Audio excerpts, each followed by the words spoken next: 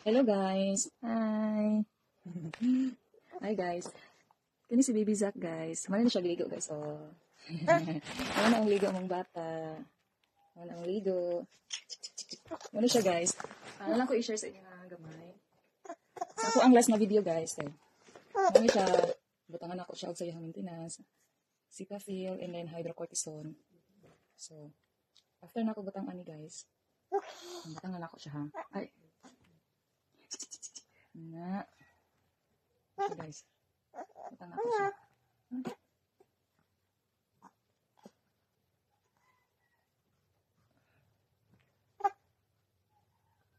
Ang baby. Nga, pag man aning hydrocortisone cream. Next kani. Ano siya? After maligo, ano akong binabutang sa iya ha. Para mawa iyang rashes. Okay. Sensitive kayo siya panit guys. Sensitive kayo, dali lang kayo pula-pula iyang panit. Ano siya, kailangan siya butangan. After maligo, morning, afternoon, og night. Pero kung kuan, dili kayo pula, pwede ra twice a day or once a day. Kanya guys, napo ko i-share sa inyo ha guys. Mga mamis diha. Ang kan guys, kami nga diaper na brand. Pinbos. Nice kayo siya guys ay. Muna akong ginagamit. Yung newborn pa siya. Angkod karon, muna jud na akong ginagamit. Barato pa bigay siya guys.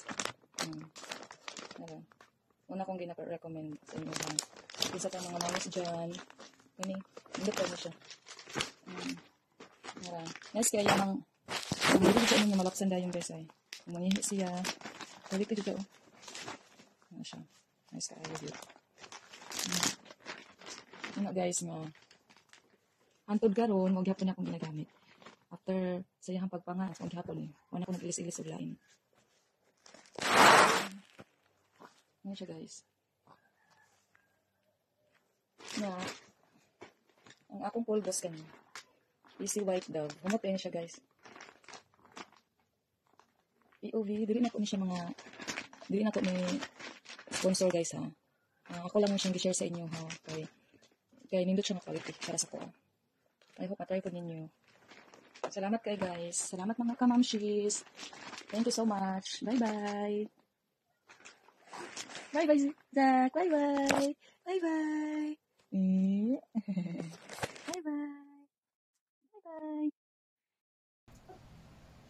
So, mo ni ako ang first nagi pahid kay Baby Zack.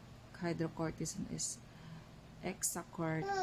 Kanipod, Cetaphil Pro. Inya, sunod, kani, ganahan po ko ani nga brand. Easy White Dove. And also, kaning Pinbos. Nice kayo ni siya, guys. Kaning Pinbos. Bye-bye, guys. Bye-bye.